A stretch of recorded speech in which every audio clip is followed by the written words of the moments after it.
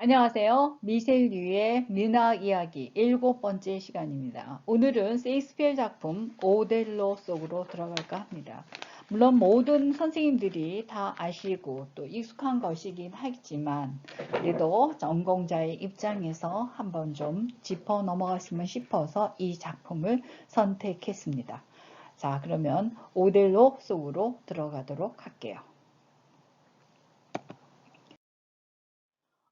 제 소개입니다. 공간 자연 문화의 책을 담다 하고 책송이 딸에 대하여를 제가 책에 대해서 설명했던 거니까 궁금하신 분들은 한번 검색해 보시면 좋으실 듯 싶어서 넣어봤습니다. 그리고 사실은 제가 하는 것들의 저작권의 문제들을 얘가 굉장히 팽배하고 있는데 그걸 한 페이지에 넣으려고 했는데 오늘은 못 넣습니다. 다음에 제가 영상을 녹화할 때 반드시 제 저작권이 있다라는 것을 밝히는 그 저작권에 대한 내용을 넣을까 합니다. 저자와 책이에요. 오델로이죠. 윌리엄 세익스피어이고 오델로 또는 오셀로라고 씁니다. 오른쪽에는 오델로에 대한 무엇이 들어있어요? 원서에 한 페이지가 들어있습니다.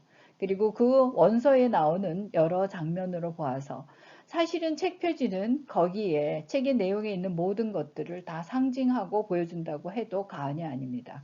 마찬가지로 여기에 책 표지에 나오는 것들 보면 오델로 그죠?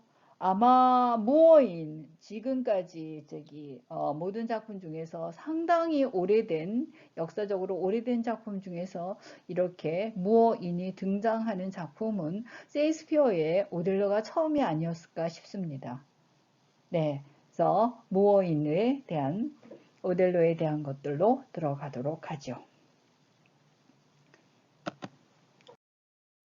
자, 저자 소개입니다. 윌리엄 세익스피어고 윌리엄 세익스피어 읽겠습니다. 1564년 4월 26일에 태어났고 세상을 뜬 날은 1616년 4월 23일입니다. 영국의 극작가이자 시인이죠. 다 아세요.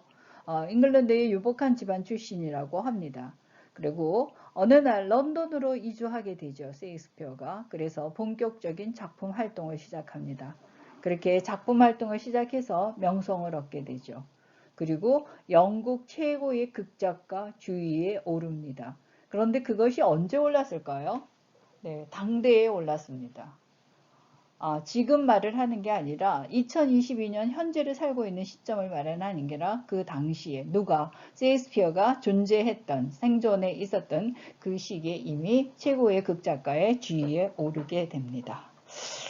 저번주에 이제 턴 오브 스크류 할 때 누구요? 헨리 제임스에 대해서 영국 훈장을 받은 것에 대해서도 제가 설명을 했듯이 사실은 영문학을 전공하면서 수없이 많은 작품들을 다 뭘로 읽게 되죠? 원서를 읽게 되는 건 당연합니다.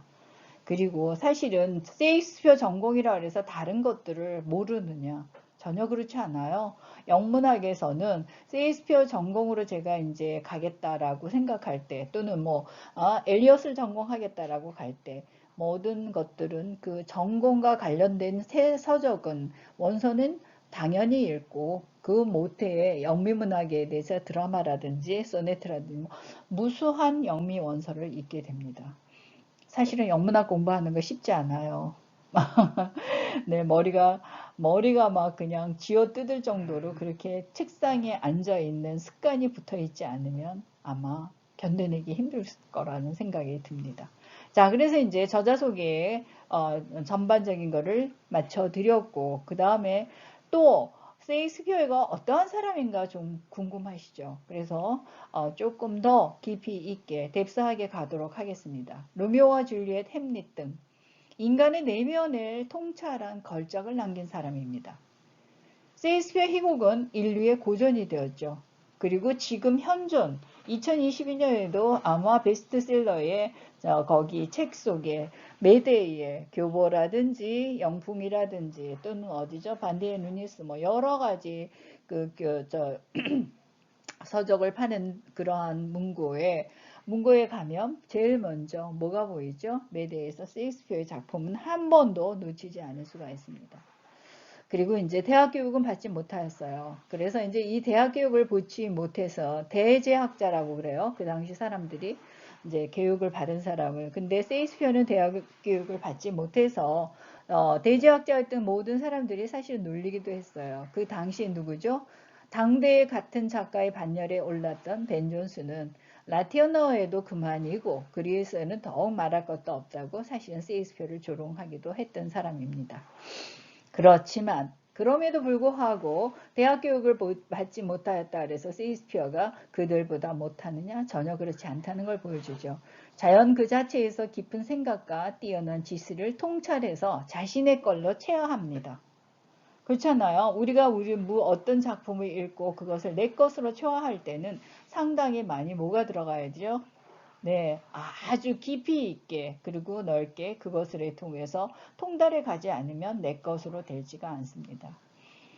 저도 역시 이제 영문학을 전공하면서 영문학을 전공했기 때문에 거의 다가 사실은 저기 어디를 가도요 서점을 가도 눈에 보이는 거는 세익스피어 작품입니다. 오리지널 버전은 있는 것은 물론이고 세익스피어의 원서도 사실은 그 출판사마다 버전마다 갖고 있는 책도 있습니다. 특히 뭐 리어왕이라든지 햄릿 좋아합니다. 네. 그 다음에 이제 성서와 고전을 통해서 읽기와 쓰기를 배웠습니다. 세익스피어는 굉장히 성서와 고전을 통해서 읽기와 쓰기를 배울 정도로 어마어마한 통찰력을 갖고 있었던 것입니다. 그 다음에 오비디우스의 변신 이야기는 세익스피어의 상상력의 원천이 되었습니다. 성경도 그렇듯이 오비디우스의 변신 이야기가 세익스피어의 모든 창의적 그 작품의 원천이 되었다는 것은 굉장히 주목할 만한 사실입니다. 이게 비로소 뭐 여러 선생님들에게 오비디우스의 변신 이야기를 한번 읽어보라고 권하고 싶습니다. 저희 집에도 저기 서재에 변신 이야기가 출판사 버전별로 몇 권이 들어있기도 합니다. 네, 그 다음에 아까 반 존슨 말씀드렸습니다. 그리고 세익스피어에게 굉장히 우리가 누구도 감히 따라넘을 수 없는 것들이 있어요. 그것은 뭘까요? 타고난 언어 구사 능력입니다. 무대 예술에 대한 천부적인 감각을 갖고 있고 죄송합니다. 사실은 감기가 지금요 굉장히 오래전부터 들었는데 나가지가 않아요. 그럼에도 그냥 뭐 수업은 진행해야 되고 뭐 수업도 이것만 하는 게 아니라 수없이 많은 학교에 수없이 많진 않아요. 지금 2학기에 한 서너 군데 학교에서 강의 요청이 와서 강의를 하고 있는 중입니다. 그러다 보니까 목이 나올 일이 없어요. 죄송합니다. 제 사적인 여담이었습니다. 네, 천부적인 감각, 다양한 경험, 인간에 대한 심오한 통찰력을 갖고 있는 작가입니다. 상당히 좋아요. 아마 세익스피어에 빠지시면 그 하나 제가 50플러스 센터에서 세익스피어의 그 4대 비극으로 강의를 요청이 와서 아주 오래전이에요. 몇 년 전이에요. 했었습니다. 초창기 50플러스가 생길 때였어요. 그리고 이제 영어의 원서의 명문장을 갖고도 또한 하기도 했었습니다. 여러분들에게 해드릴 수 있는 기회가 있었으면 너무 좋을 것 같은데 이렇게 사실은 만나지 못하고요. 대면으로 못하고 이렇게 비대면으로 이렇게 제가 영상을 녹화할 수 있는 것도 그것도 굉장히 다행이라는 생각을 갖고 있습니다. 자, 다음 넘어갈게요. The Tragedy of Othello, The Moor of Venice. 자, 그래서 왜 제가 The Moor of Venice라는 그저 부제라고 생각하실 수 있고 사실은 원제는 뭐죠? The Tragedy of Othello, The Moor of Venice. 이게 전체의 원서의 원제입니다.